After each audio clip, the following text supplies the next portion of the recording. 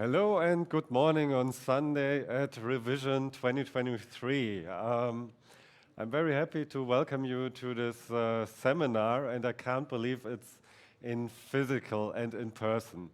Because, of course, all of us said this a lot. It's been a while since we've been here, but for me and this initiative is especially kind of a weird moment because 4 years ago, exactly on this revision, I think we had the first conversations and ideas and exchanges with revision organizers, with Unlock, with many others. Kudrix, I think, also joined soon after. And then we had seminars at Nordic Game, then at Evoke. Then it slowly started to gear up, and then, of course, the pandemic happened, and everything since then was online. And now, I can't believe to be back. It's really so good. So this is the 2023 update. So Art of Coding has been going on since 4 years now, and will probably take another 4 or 5. We will see. I'll get back into that in a second. But first of all, who of you has already heard one of the presentations about Art of Coding? Or are there, who has heard about one of those presentations already? And who of you is kinda, okay, what is it about? Let's just listen in. So it's like 50-50, perfect. Then we will give you also the rundown what's happening and where we are, what it's about, and do also a small recap. So first of all, thanks to Scoop, because I wasn't sure if I would be able to make it. So this seminar is a little bit rushed because just this week in my family there was an emergency and I wasn't sure if I could be here. So in case the slides are a little bit in interesting order, that's mostly because I wasn't sure if I'm gonna make it, but I'm just here today. So if we want to chat, let's chat today because I have to leave this evening again. So, but that as a disclaimer. So what is this next 35 minutes about? A quick recap: what happened so far, what's next on a national level, because you might have heard on Art of Coding that we have to go this process in applying in the different nation states to be considered heritage in the state, and then basically now we start a year of understanding and what's happening to go for the international application, which starts from now till next revision, and then we start to bundle the applications. Which doesn't mean that we can't continue with national applications, because each country which is successful will help the whole endeavor, and also if the international application is already happening and national successes are still happening, they can join at any point in time the general international initiative. Okay, now I leapfrogged a bit, and then of course we need still, and again, now that we are physical and can motivate each other a little better in coming together from time to time and not just sitting in front of our screens, being on Discord, as much as I love it, it's of course a different level now to gear up also the community feeling, to feel connected on a different level. So far, Art of Coding was an initiative originally started by Andreas Lange, who is the co-founder of the Computer Games Museum in Berlin, and myself, but also nowadays, of course, supported by many people in the scene. So many demo groups gave us their thumbs up in that sense, that they support the initiative, associations, parties, etc. If you never heard about it, then to get one thing clear, so far, all of that, everything for the scene, has been a pro bono initiative. So whatever we do for the scene has to be, of course, according to our ethos, for pro bono, that because that's how culture functions and also maintains itself in the long run. Nevertheless, in one point in this presentation, we will have also to talk about fundraising, because to make that international level, or potentially either we chip in and do a lot of work as demo sceners, or we need like to bring someone on board who can help with the administrative stuff. That's in 3 years probably. That's a while from here, but I just want to be also super transparent what's happening on that end. So that's like the topics and challenges where you can help in the initiative. So, what was the original mission? In 2019, really, our 4 reasons why we thought to do this was like the preservation of the heritage, to help like museums, other institutions justify actually on supporting topics about the scene and around the scene. And of course, helping sceners applying for grants if they want to do their own preservation initiatives. And that has already happened. We have seen some successes on that. Outreach, for sure, because of press coverage from time to time, because of people getting more motivated. That was the thoughts. And recognition. I completely underestimated how many positive feedback we even became from seniors. Okay, thank you for explaining to my mom that this has been relevant all the years of my employers or whoever what we're doing here. And then very practically helping organizers mitigate a bit of risk when fundraising for a party, because if you can go to Saarbrücken, or if you can go to, I think, to a regional institution to say, okay, if in case this party is not able to happen as it was supposed to happen, and we all learned that during the pandemic things can happen, then that there's some risk mitigation, because they step in with funds in case something gets difficult. Of course, the scene doesn't need that. The scene is fine without everything, and that's very important for UNESCO and was always important for them as well. The culture, the scene, everything has to function by itself and shouldn't be dependent, of course, on external support. And then a personal story was really to tell the story how a decentralized, anarchic, transnational, self-organized and non-commercial culture. Oh wait, did I? No, good. I keep the hands on the sides, not on the receiver. Can sustain itself for 30 years, because one of the points we made to UNESCO when they ask UNESCO cultural heritage, isn't that about usually transforming knowledge alongside the generations and next, so they think usually in hundreds of years oftentimes, or used to, but we made the point very clear. I mean, from the 80s till today in digital, that's more than one generation. There's so many generations, so much change and iteration. In that sense, we transmit also our knowledge, but that's only one point. So, especially for the ones who haven't heard about the whole process yet, each country has very different ways of doing this and doing the application and being able to nominate a culture as UNESCO Intangible Cultural Heritage.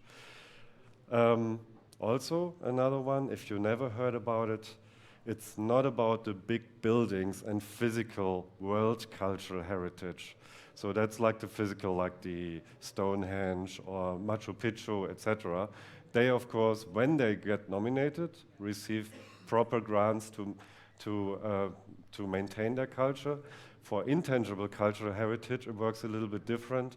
There, when you're listed, you can apply for different grants on a national level or regional level, etc., but you have to do that as extra work. So that's really up to everybody to make something out of it. That's not our job. We want to be the platform which helps everybody to use it to support the scene.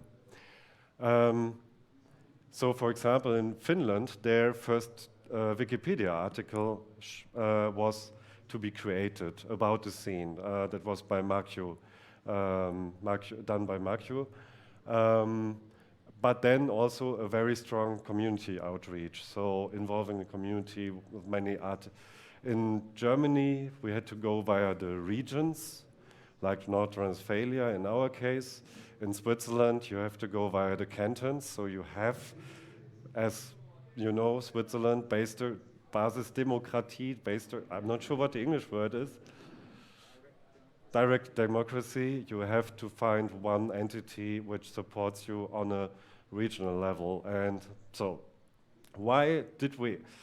I mean, when we started, we felt like, okay, this is tedious, because we, as a scene, are a transnational culture, at least to most sceners. It's not about nations, it's of course, we play with nations, we have our identities, but actually it's about international culture and transnational culture. So we first felt also, do we want to tell a German story or a Polish story or a Finnish story? But that's something what I completely underestimated. Actually, it's pretty interesting to figure out what happened on what is actually the history, what influenced what. And yeah, I mean, we were forced to that, but that's something what I didn't expect. Okay, in the meantime, you could read that at the same time. So the basic logic is, as soon more than 2 countries are successful, then we could go for the international application. Right now, we have 3 countries which have listed the demo scene as national cultural heritage, intangible cultural heritage. So April, a year after starting, Finland was first, then Germany, and then also in 2021, December, the Polish demo scene made a big step forward, because for us it was of course also important to tell not only, ideally we have from all regions 1 country, honestly, so France would be great, or ideally of course outside of Europe, but at least north, east, west, south somehow covered to tell a better story. We will see if it works or not, so we are right now there. And the next ones who are pretty strong in terms of the community, so in Denmark there's an initiative happening on and off, but it's looking now getting to the next steps. France has so far been already consulted by was at the ministry, was submitted, so I just talked to them. Yeah, we have, first, if you're interested, we have a monthly Discord meetup for everybody who is interested, just to listen in or to support. The links are at the end of the presentation, and they never changed over the years. You can also find that on the Art of Coding website. The Netherlands also had their, so in the Netherlands, for example, people have to go through workshops first before they are allowed to submit the application, to understand what it means to be a cultural heritage. So anyhow, each country has a slightly different way of doing it.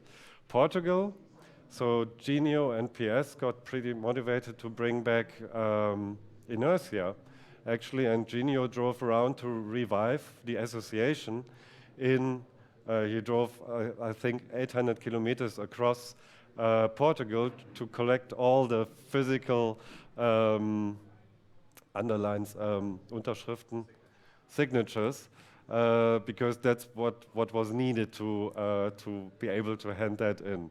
And Switzerland, maybe, Unlock, you can give us also an update if you like. Yeah. In a second, because I have to see. Great, there's a microphone. Then, yeah, why not? Let's go for Switzerland. Unlock is here.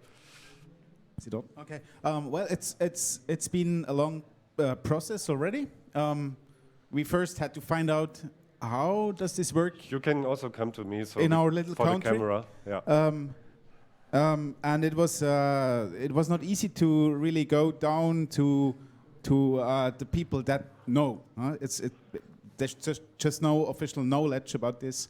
How would this work? And then all of a sudden, you came to me with a name from one of the officials who has approached you, I think, after the German success. Like I years think. before, Yes. years before. Yeah. And we got in touch and we got in exchange, and it was like they want us. They want us to apply to this thing. In Switzerland, it's called a list of living traditions or something. So it's a list where you have to manage to get on. And once we're on this list, we could be ported or selected or recommended to the Swiss authorities as a candidate for UNESCO heritage, an official one for Switzerland. So it's a whole steps and more steps, and whenever we were in touch with new people, we discovered some more steps we had to do. But in the end, I think we have entered in the canton of Bern, and Bern is easy if we were reasonably clear in what we were writing. We would end up on the list of living traditions in the canton of Bern.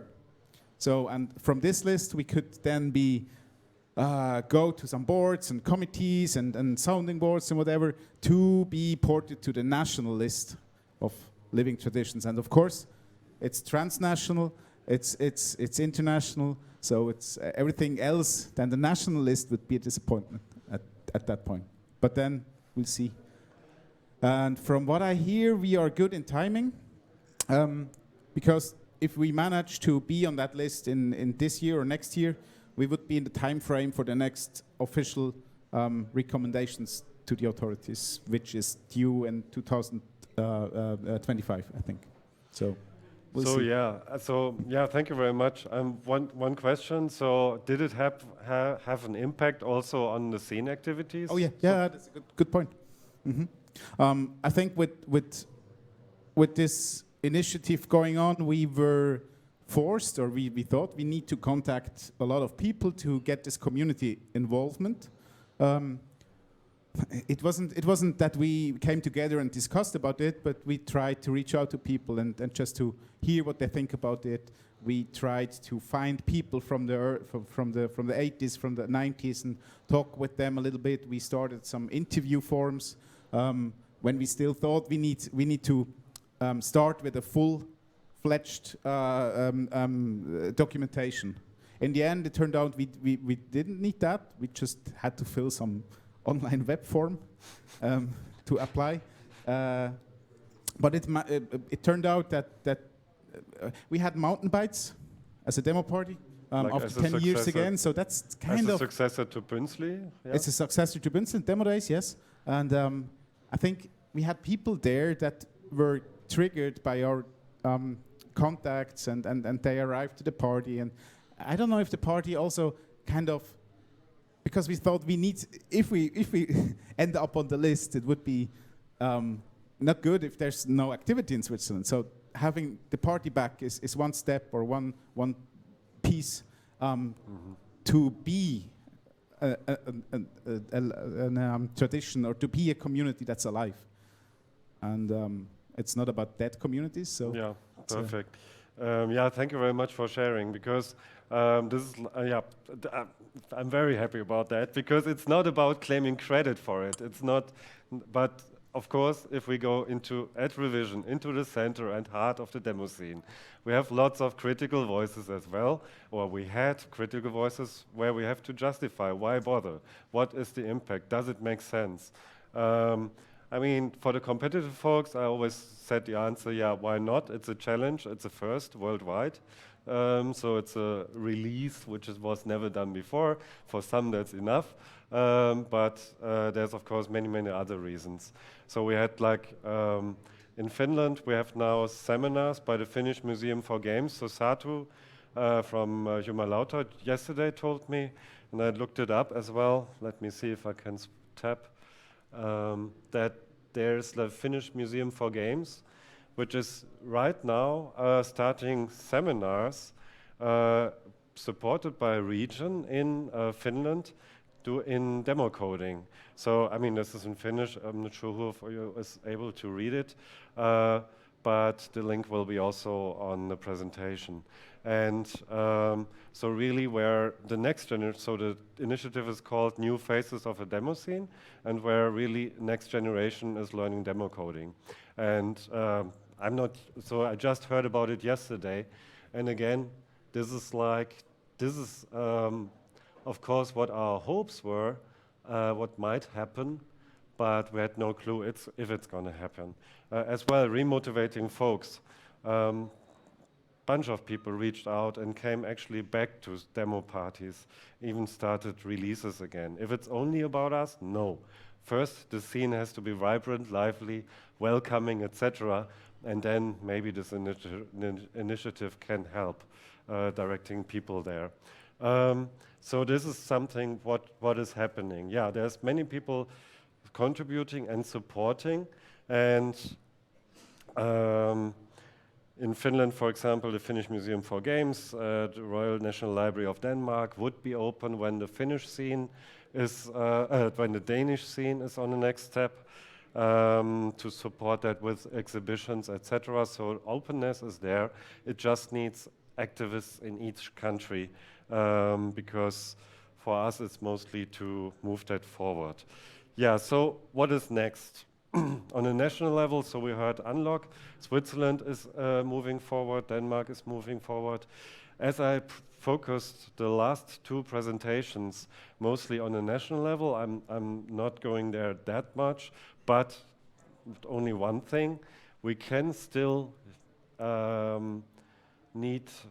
we still need more, or can make use of more national applications. So if there's, for example, people in Sweden or Norway or other strong countries in the demo scene, please reach out. Join our Discord. It usually just needs 2 or 3 people who figure out what is their application process, and then use our documents we have already there, which are, so there's open documents from the German application, from the Finnish application. The Polish community set up a whole history of the scene, involved many people to make a proper presentation about the scene. So there's lots of resources there. We just need people who are curious to do that every now and then, to figure out, send an email, find out what is the form, etc. It's more a slow burn every few weeks, in a sense, to check in what is happening, is the next step there, and also use our monthly meetups as motivation to check in with the other folks in the other countries. So that's like on a national level, because even when we start an international application that will be in a year from now, then still, while it's running, other countries can join. And so the more countries are there, the easier it gets. And what we also learned is the UNESCO folks talk also behind the scenes very much, because in the end, they of course also like the story of the demo scene in that sense. They have even a struggle to find urban culture, because they have many rural cultures, as you can imagine, like knitting, dancing, carnival. Okay, carnival is not rural, it's everywhere, but many cultures which are stemming from a tradition from the countryside, I would say, or smaller communities. And they are looking now for urban culture as well, which has is lively, needs maybe some support, and wants to sustain itself. But digital culture, no one has asked that question. And there's many other cultures who could, of course, apply as well. Open source community, I mean, games is a question, because what do you mean by games? There's like proprietary challenges, etc. But the demo scene, that's a complete different thing, because we are really a culture. And what I also learned during the pandemic, we are also a physical culture. We are digital, but we need this here too, because otherwise we will run out of steam. So the human side, yeah. So the international level, right now in Germany, so the UNESCO poked us, they have a pretty long process. So first and again, usually I would have imported that into the presentation.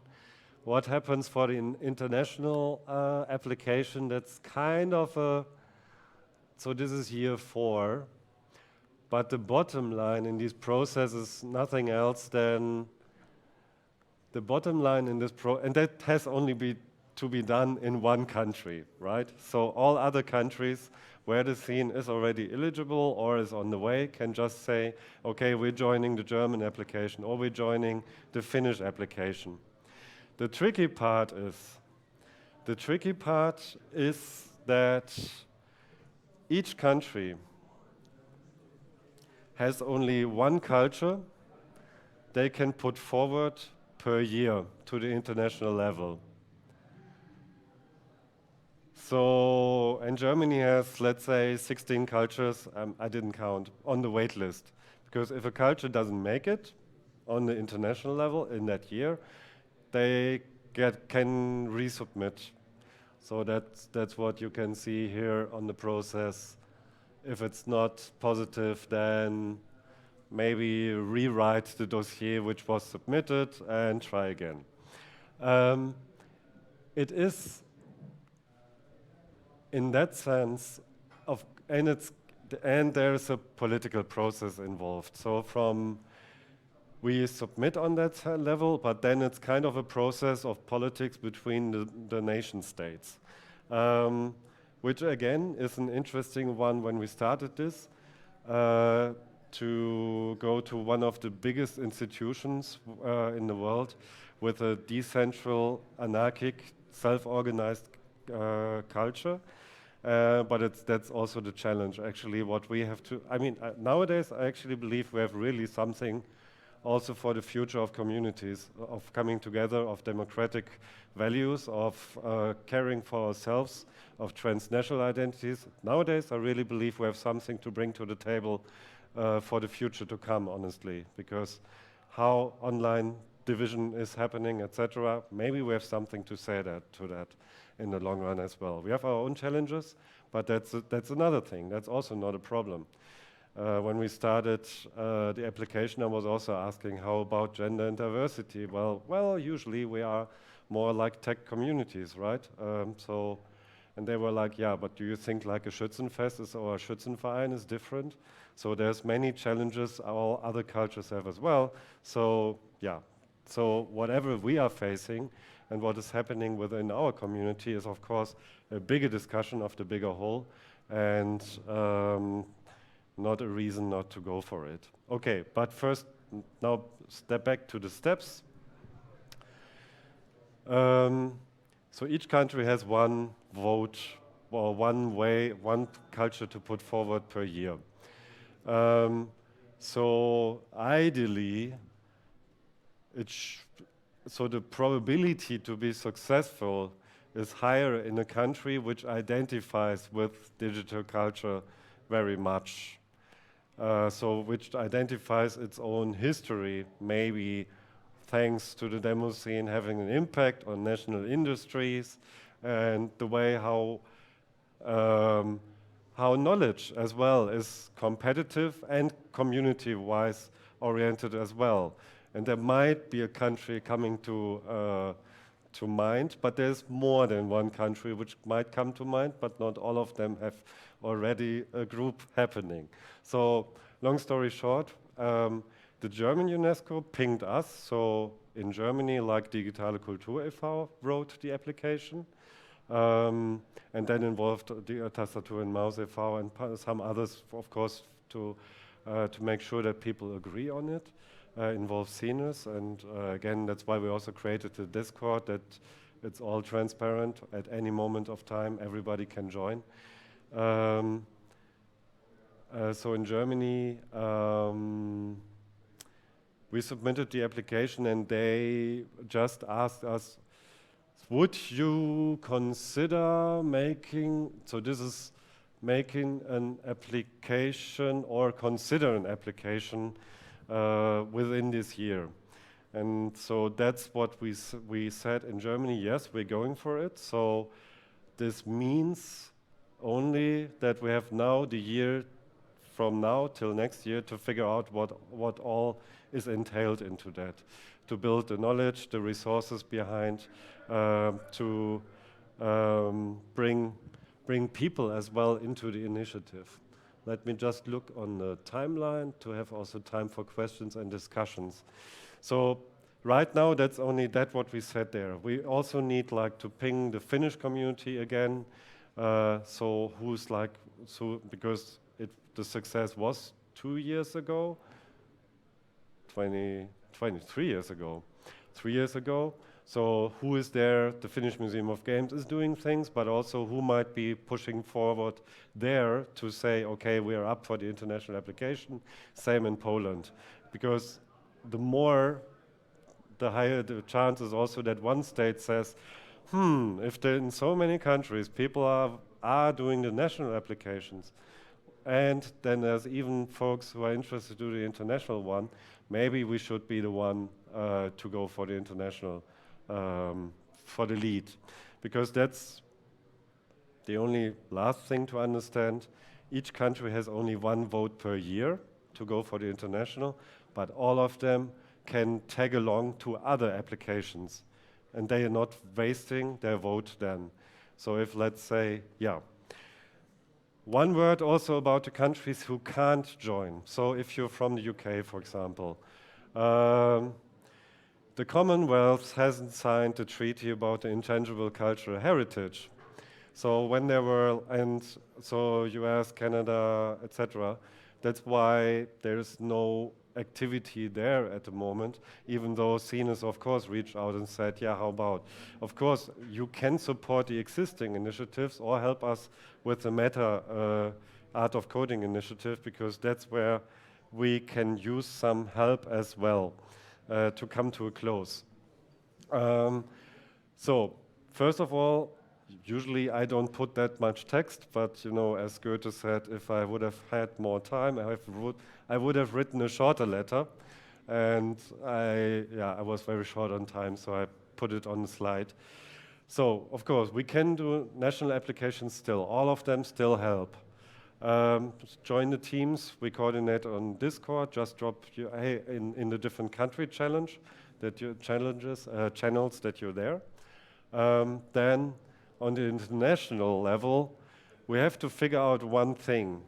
So the German process at least says we need to define, in case they select us, they could also say, no, not this year, but next year, in case they say, we're interested to go with you guys, then they need a so-called resource person.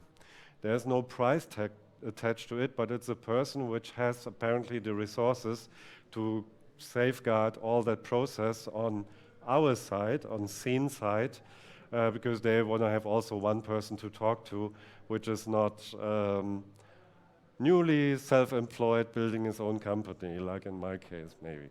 At least that was like a challenge in the last years.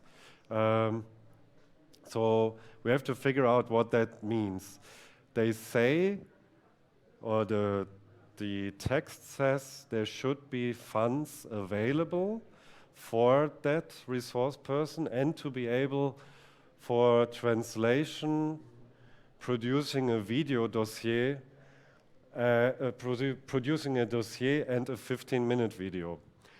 So when we discussed this in the Verein, so in Germany, we were like, maybe we are also able to create this with the resources of the demo scene without raising money, because it's a tricky thing. Usually, everybody does everything for free in the scene, so it's better to also continue this initiative in all ways without resources. We have to figure that out. That's something really to be found out this year, if we can do it that way. If not, then at least you have heard what's the thought behind, but then we will be also clear and open about it, what kind of fundraising we need. Maybe it's like, I don't know, let's say a number 20 to 50K we raise from game developers who stem from the demo scene. We put that into a clear budget, and that goes to that person, which is then tasked with that thing or so. But again, we haven't figured it out yet. We just were poked 2 weeks ago, but as revision is happening now, I wanted to update you and everybody on the stream where we are right now. We're just figuring it out on the go next. So that's on that level. What's coming up on the international level? So we will learn, and then we can definitely also need help on art of coding itself. The website can need some overhaul. There can, okay, that's on the if, but let's say what's really needed is someone supporting like social media shout outs on things what are happening, just our Twitter to have, to balance mental workload. So Kudrix is super active, Luisa is super active, Unlock is doing things, all of us are, there's already a group of 6 to 10 active people in the different countries. Andreas, of course, is doing things very strongly when there's the next step happening.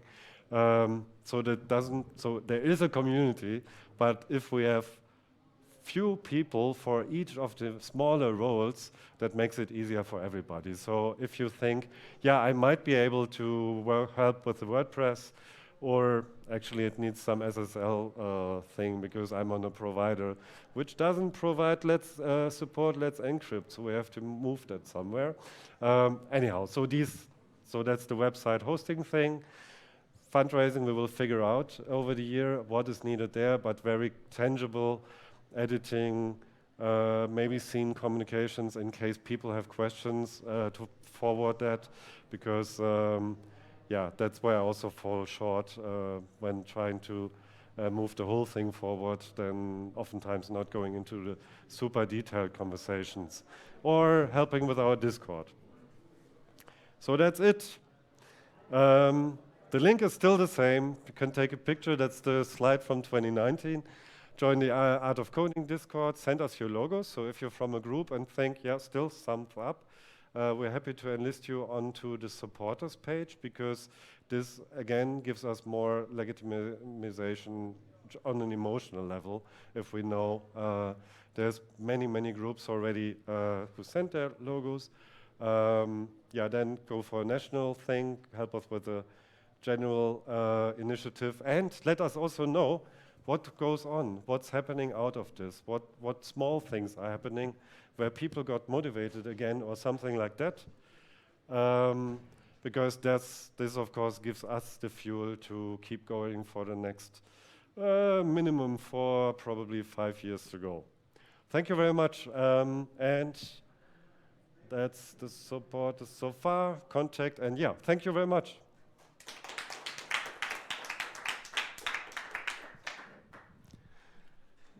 Any questions or comments? Unlock, here in the front.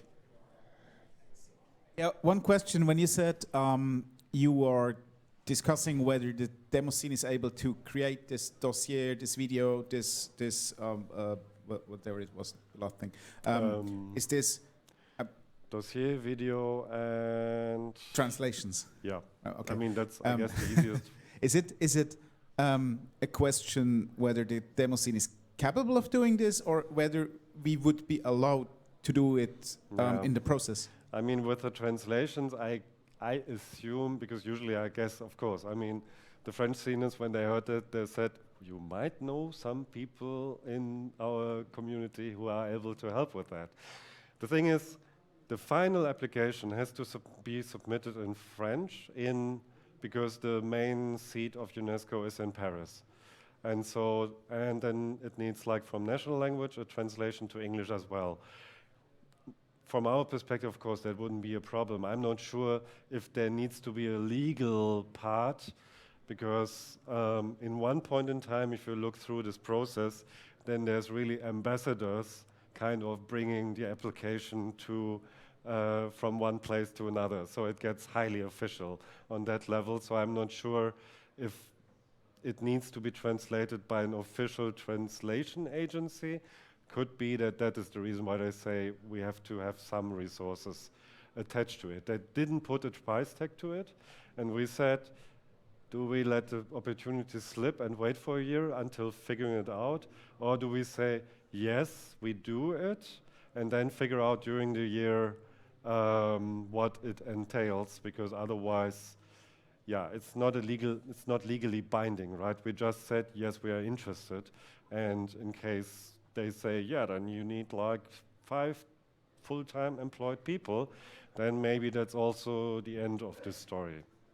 In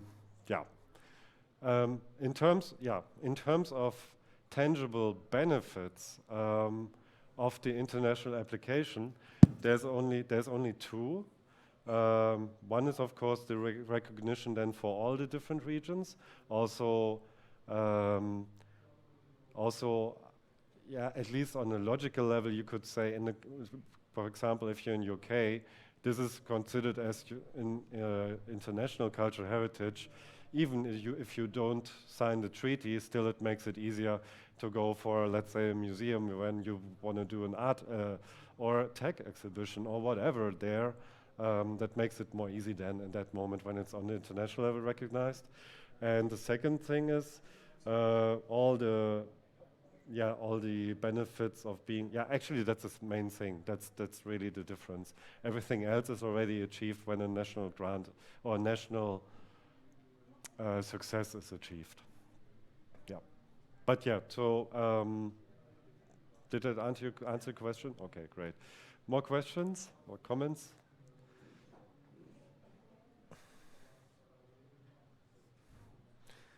So, Kudrix, what is your seminar about? Should we promote that a bit in the meantime? So, yeah, before we close.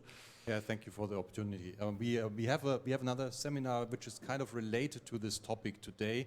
It's at 1500, happening here in the hall and also on the stream. It's about demo scene. Where are we going? So, are we coming from underground to Broadway, possibly? And it's dedicated to discuss this funding topic. So, is it possible to get additional funding with this recognition and all the heritage that we have built?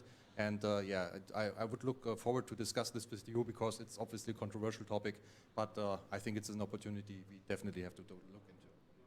Perfect. Yeah, thank you for doing that. And for all your support. And also, as a bunch of, the hall over there is full of people. This is amazing to see revision coming back that strong. Also, thank you to everybody on the stream. So if there's no more questions here, let me, close the session. Or is there a comment? No. Okay, then, okay. There's someone who wanted to cheer. Perfect. So thank you very much. And see you next year, I guess, for an update or at Evoke. See you soon. Bye-bye.